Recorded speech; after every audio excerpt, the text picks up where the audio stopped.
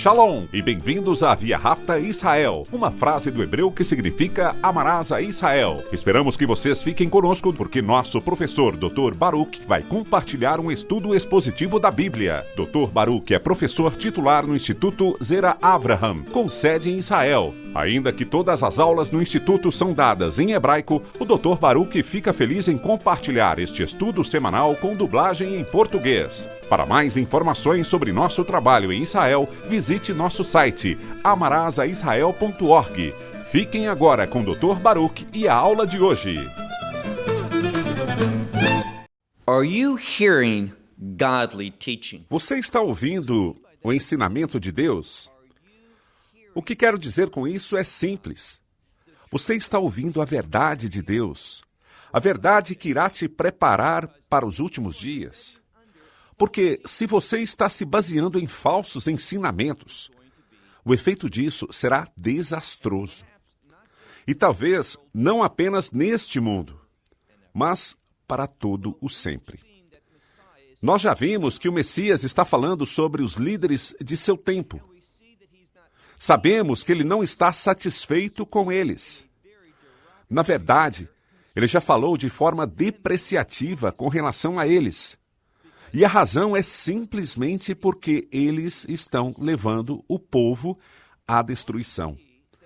Vamos ver que essa passagem da Sagrada Escritura vai mostrar uma transição, não apenas do tempo de Yeshua, mas ela é a fundação para o que iremos começar na semana que vem, quando estudaremos Mateus capítulo 24, que fala sobre o ensinamento dado pelo Messias no Monte das Oliveiras com relação aos últimos dias.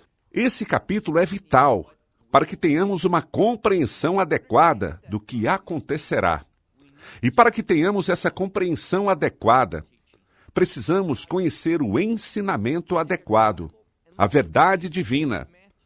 Pegue sua Bíblia e olhe comigo no livro de Mateus, capítulo 23. Como já disse a você, ele vem falando dos líderes. Vimos isso há 2 semanas, na semana passada e agora, hoje. Ele vai continuar, mesmo que em termos severos, a falar dos líderes. E por que ele está contra eles? Porque eles são contra a verdade de Deus. Vamos começar em Mateus, capítulo 23, versículo 27. E ele começa, como já fez inúmeras outras vezes, quando diz: Ai de vocês, escribas e fariseus. E já aprendemos sobre o significado da palavra ai, que é um chamado à mudança. O que isso significa é que se você não mudar, se você continuar na direção que está indo, então as coisas podem ficar muito ruins. E se eu pudesse dizer uma palavra com relação à sociedade hoje, seria a mesma palavra. Ai. Por quê? Porque a menos que as pessoas mudem, e que seja uma mudança séria, para abraçar a verdade de Deus. E onde você encontra a verdade de Deus? Bem, na Sagrada Escritura, na Bíblia Sagrada. Não em outros escritos religiosos, nem naquilo que muitos chamam de outra fé, mas que nem chega a ser fé. Somente quando abraçamos a verdade de Deus, conseguimos fazer uma mudança que seja agradável a Ele. Novamente, vemos que Ele avisa, Ele fala contra esse tipo de liderança. E Ele diz: ai de vocês, escribas e fariseus. E veja que ele os chama novamente de hipócritas. E por que ele está tão descontente? Então ele diz: vocês são como sepulcros caiados. Para entender melhor, os sepulcros pintados com cal branca, como vamos ver, parecem bonitos aos olhos, mas a característica primária de um sepulcro não está do lado externo, mas do interno. E aquela pintura branca parece bonita aos olhos humanos, mas não tem nenhum efeito naquilo que está do lado de dentro. E é por isso que ele continua dizendo: ai de vocês, escribas e fariseus, hipócritas! Vocês são como sepulcros caiados, que do lado de fora parecem bonitos, mas Veja que a conjunção mas é muito significativa, pois denota contraste. Mas ele diz: do outro lado de dentro vocês são cheios de ossos mortos e todos os tipos de impurezas. Esta palavra impureza é a mesma palavra sobre a qual falamos na semana passada para aquilo que não é limpo. E espero que você se lembre do que aprendemos sobre ela. E o que a palavra não limpa, impura, o que ela faz? Ela rejeita. Faz com que alguém seja rejeitado por Deus. Ou seja, as promessas de Deus, as bênçãos de Deus, sua força, sua presença, sua provisão. E não conseguimos receber todas essas coisas quando estamos espiritualmente impuros. Quando estamos impuros, estamos rejeitando a influência de Deus em nossa vida. E essa é uma das coisas primárias que ele está dizendo sobre este tipo de liderança dos discípulos. Se você seguir o ensinamento dos escribas, dos fariseus e das pessoas que hoje não estão declarando a palavra de Deus, então você vai se ver sendo rejeitado por Deus, não tendo acesso à sua presença e à sua força em sua vida. Então ele diz: ai dessas pessoas que por dentro estão cheios de ossos mortos e de toda a impureza. Versículo 28. De forma que também vocês, do lado de fora, parecem justos aos homens. Então, o que ele está dizendo e o que ele não está dizendo aqui? Ele está dizendo: vocês também, comparando-os com os sepulcros caiados, vocês, do lado de fora, vocês parecem justos aos homens, mas não para Deus. Deus sabe de todas as coisas. E ele diz: vocês parecem ser justos aos homens. É assim que os outros veem vocês. Mas, na verdade, observe o que ele diz: mas do lado de dentro, vocês estão cheios de hipocrisia e preste atenção à última palavra, ilegalidade. À medida que eu relato, estamos nos movendo numa transição que vai nos levar a um ensinamento sobre o final dos tempos.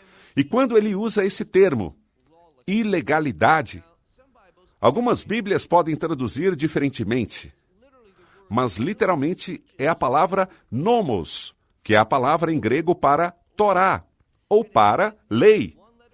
E ela apresenta um prefixo, uma única letra, a letra grega alfa, que indica uma negação. Ou seja, a palavra em questão fala sobre uma característica, um comportamento, um processo de pensamento que é contra a lei. Agora lembre-se da palavra que ele usa. Minutos atrás ele disse: vocês parecem ser justos aos homens, mas eles não são. Eles tinham essa característica de ilegalidade. E gostaria de compartilhar com vocês que o próprio Messias, como também o apóstolo Paulo, eles usam o mesmo termo, ilegalidade, para falar sobre o anticristo. E preste bastante atenção agora.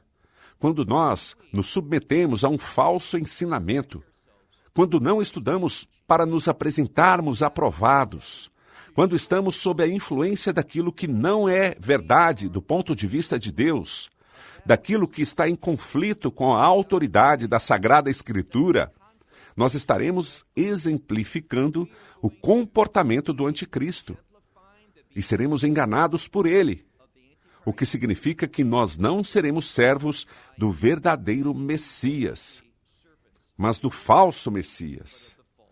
Versículo 29.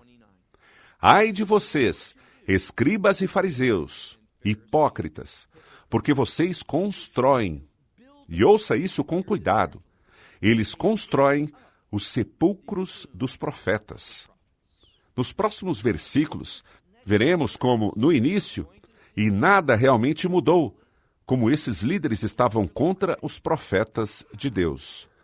Vou parar por um momento e compartilhar com você sobre algo que existe hoje, que é um movimento moderno de benefícios, vantagens e coisas do tipo.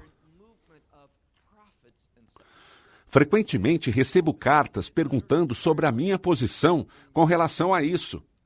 Sou contra. Por quê? O caráter, o estilo de vida deles, o que eles dizem sobre a Bíblia demonstra que entenderam errado. Estes são falsos profetas. Perceba que, se formos considerados pessoas fiéis, que vivem um testemunho de vida em Deus, se formos pessoas com quem Deus se sinta satisfeito, a ênfase deve ser na profecia. E quando digo profetas, falo dos profetas da Sagrada Escritura. Homens como Zacarias, Isaías, Ezequiel, Jeremias e outros sobre quem lemos e que possuem livros na Bíblia. Estes são os verdadeiros profetas. Mas o que essas pessoas fizeram? Observe o que ele disse. Ai de vocês, escribas e fariseus, hipócritas, porque vocês constroem os sepulcros dos profetas e vocês decoram os monumentos dos justos. Você consegue ver? Vemos uma conexão entre os profetas e o termo justiça. Pois é somente quando aprendemos, compreendemos e aplicamos a verdade profética em nossa vida, é essa verdade profética que irá produzir a justiça. E quando nós estamos dando ouvidos a falsos profetas, perceba que quando nos aproximamos dos últimos dias, haverá um aumento muito grande. E é o que aprenderemos em algumas semanas, que haverá um aumento de falsos profetas. E é exatamente isso que estamos estudando hoje. As pessoas dizem, sabe, um profeta não tem que estar certo o tempo todo. Se ele é um profeta bíblico, sim, deve estar. E se não estiver, sob a lei do Velho Testamento, ele deveria ser apedrejado. Esses são aqueles que constroem os sepulcros dos profetas. E eles decoram os monumentos dos justos. E eles dizem, se estivéssemos no tempo de nossos pais, nós não teríamos sido seus parceiros ao derramar o sangue dos profetas. Aqui eles reconhecem que seus antepassados mataram os profetas. Eles não queriam ouvir a revelação de Deus. Eles não queriam a verdade que fosse produzir a justiça em suas vidas.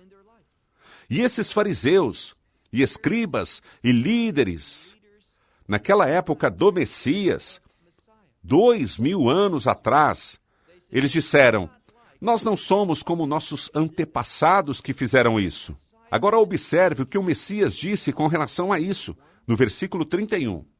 Ele diz, de forma que vocês mesmos irão testemunhar que são filhos de assassinos, os assassinos dos profetas. E ele continua no versículo 32. E vocês estão cheios da mesma medida de seus pais. O que quer dizer? Se vocês avaliarem essa época, a época dessas pessoas, dos escribas e dos fariseus, se você os avaliar para discernir seu conteúdo, como eram, ele diz, vocês são exatamente iguais a eles. Não há nenhuma diferença, exceto pela época, que é diferente, mas não uma mentalidade diferente, de forma que vocês dizem que são filhos dos assassinos dos profetas. Versículo 32. E vocês estão cheios da mesma medida de seus pais. E ele continua no versículo 33, e os chama de serpentes, descendentes de víboras, como vocês vão fugir da condenação do inferno. Observe que ele fala sobre condenação e inferno. Quero lhe dizer que, se você estiver participando de uma congregação em sua cidade, ou se você está se sentindo espiritualmente alimentado por alguém que nunca fala sobre Deus como juiz, nunca fala sobre inferno, este é um falso mestre. pois ele não está te dando todo o conselho da palavra de Deus. Todo o conceito do inferno literal está sob ataque hoje, como tem sido já há algum tempo. Você vai perceber que alguns dos professores mais populares da Bíblia, embora pouco use esse termo, eles nunca querem falar sobre o inferno. E certamente não sobre um inferno que está relacionado a fogo e tormento. Eles dizem que é uma experiência espiritual, que você está queimando para Deus. Não, as suas almas ficam literalmente em chamas. E é exatamente o que a Sagrada Escritura fala por diversas vezes nas palavras de Deus. Continuando, no versículo 34, ele diz: por causa disso, veja que ele vai fazer alguma coisa. Eu enviarei a vocês profetas e também sábios e escribas. Estes são verdadeiros profetas, verdadeiros escribas. Pessoas que têm a sabedoria de Deus. E aquelas pessoas que são, na verdade, escribas. Ou seja, elas compreendem a palavra escrita. E então, o que vai acontecer? Ele diz: alguns deles vocês matarão e crucificarão, e outros vocês vão reunir nas sinagogas, nas suas sinagogas, e vocês os perseguirão de cidade em cidade. Vários meses atrás, vimos que nos últimos dias, antes do estabelecimento do reino de Deus, antes da vinda do Messias, haverá pessoas que percorrem as cidades de Israel, mas eles não conseguirão completar todas as cidades antes do Filho do Homem vir. E essas pessoas, embora estejam falando a verdade, elas serão perseguidas. De acordo com a palavra, vemos que elas serão assassinadas, crucificadas, e também haverá, e não se engane sobre isso, uma enchente. O que quer dizer que será um castigo muito, muito bárbaro. Todas essas coisas, ele diz, eles farão de um lugar a outro, de uma cidade a outra. Agora olhe no versículo 35. De forma que o sangue justo daqueles de quem foi derramado vai cair sobre vocês. Essa é uma expressão para condenação. Ele está simplesmente dizendo: sobre vocês cairá todo o sangue justo, que foi derramado sobre a terra, desde o sangue justo de Abel, o primeiro a ser assassinado, até o sangue de Zacarias, o filho de Bacarias. E qual é esse espírito? É o profeta ou é outra pessoa? Isso não é importante. O que é importante é que ele era um homem justo. Ele falou e serviu a Deus fielmente. E o que aconteceu a ele? Ele foi morto. E da mesma forma que Abel trouxe um sacrifício agradável a Deus, ele fez a coisa certa. E o que aconteceu? Ele foi morto. O que ele está nos dizendo é que está chegando a hora. E lembre-se, tudo isso está nos levando aos últimos dias. Este estudo está lançando as bases para o que ele vai dizer com relação ao fim dos tempos no próximo capítulo. E o que vai acontecer? O que podemos esperar é que haverá grande perseguição, morte de sofrimento para aqueles que falam e vivem com justiça. E ao final do versículo 35, ele diz: Zacarias, que foi morto entre. E se a sua Bíblia diz no templo, está incorreto, pois é usada a palavra Neos. Neos é um santuário. Está se falando sobre um lugar sagrado. Ou seja, ele foi morto entre o santuário e o altar. E é exatamente isso que está escrito na palavra de Deus. Versículo 36. Em verdade, eu digo a vocês que todas essas coisas vão acontecer sobre esta geração. E aqui ele está se referindo à perseguição de crentes que vão levar a Israel, não acontecendo mais, ou seja, Israel indo para o exílio. Que exílio? o exílio que começou em 70 AD, com a destruição daquele segundo templo por Roma. Então, estamos falando sobre o exílio romano, o mais longo e o mais amargo de todos os exílios. E ele diz, isso vai acontecer a essa geração. E quer saber? Isso aconteceu 40 anos depois da morte e ressurreição do Messias. E o fato de que as pessoas não o aceitaram é porque eles são gurus perversos. E os falsos ensinamentos se tornaram relevantes. E então, o que aconteceu? 40 anos após sua ressurreição, sabemos que a cidade sagrada de Jerusalém, o templo, tudo foi queimado e destruído, e as pessoas foram para o exílio. Mas, um pouco mais de 7 anos atrás, Israel nasceu de novo. Israel foi restabelecido como um país, o que tem um significado muito profético. E vamos continuar. Veja o que ele diz no versículo 37. Esta passagem final do capítulo 33. Como já disse, também estabelece a base para os últimos dias. Continuando, lemos no versículo 37. Jerusalém, Jerusalém. O Messias está dizendo isso com grande peso, chorando sobre a condição espiritual do povo judeu.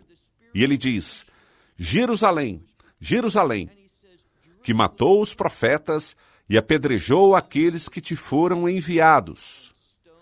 Quantas vezes eu desejei ajuntar os seus filhos, exatamente como uma galinha que ajunta seus pintinhos debaixo das asas. Mas,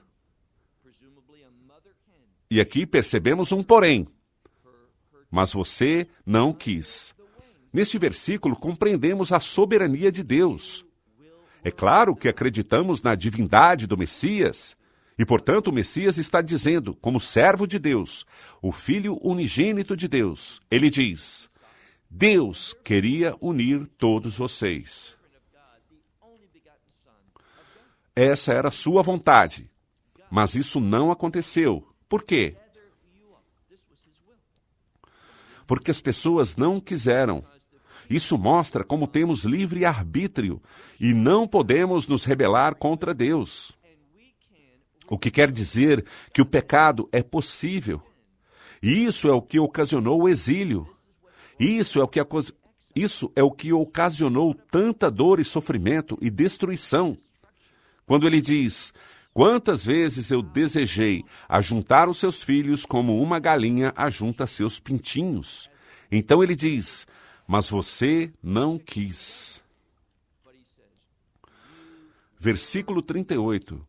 Vejam, suas casas ficarão desoladas.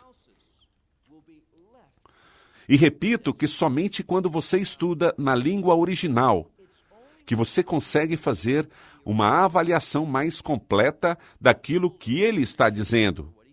Pois se você é um bom aluno de Bíblia, você presta atenção a cada palavra e a natureza gramatical de cada palavra.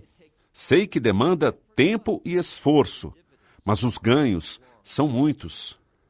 E quando ele diz, suas casas ficarão desoladas, a palavra para desoladas é a mesma palavra usada para o termo de onde vem a palavra deserto. Sabemos que Deus trouxe as pessoas para o deserto, para viver uma experiência de 40 anos no deserto. E por quê? Para ensinar a eles que eles precisam depender dele, que precisam confiar nele. E o que a Escritura diz é que tudo isso que está acontecendo está no futuro.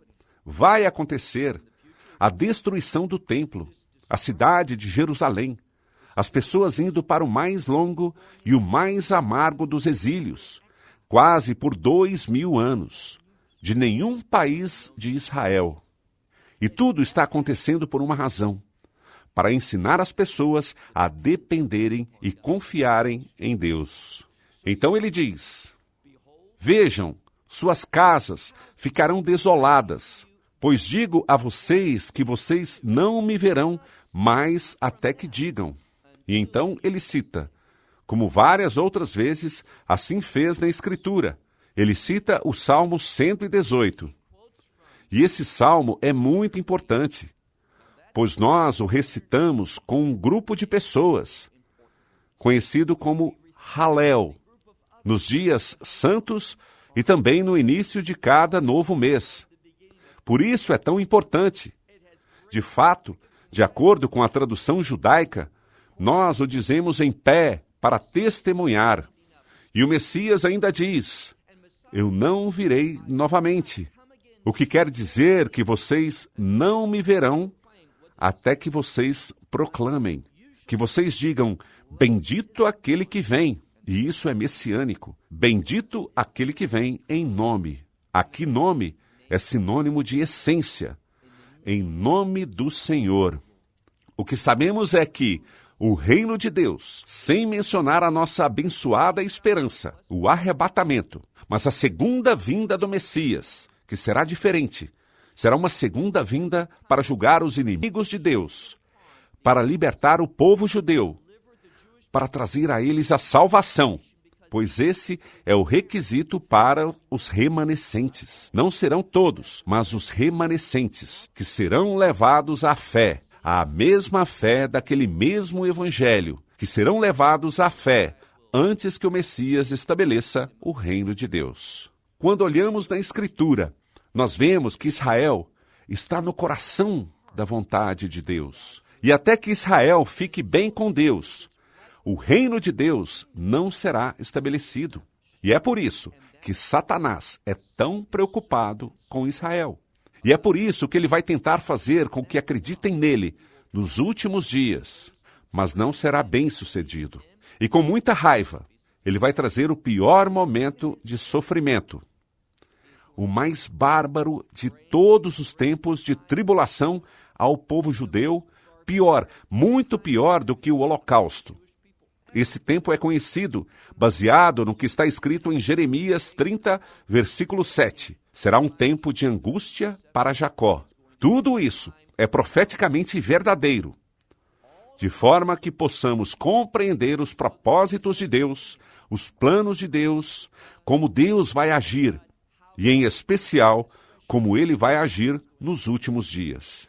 E é por isso que eu estou muito animado com o capítulo 24 e os estudos sobre os últimos dias que faremos nas próximas 4 a 6 semanas. Convide um amigo e até lá. Shalom, desde Israel. Shalom from Israel.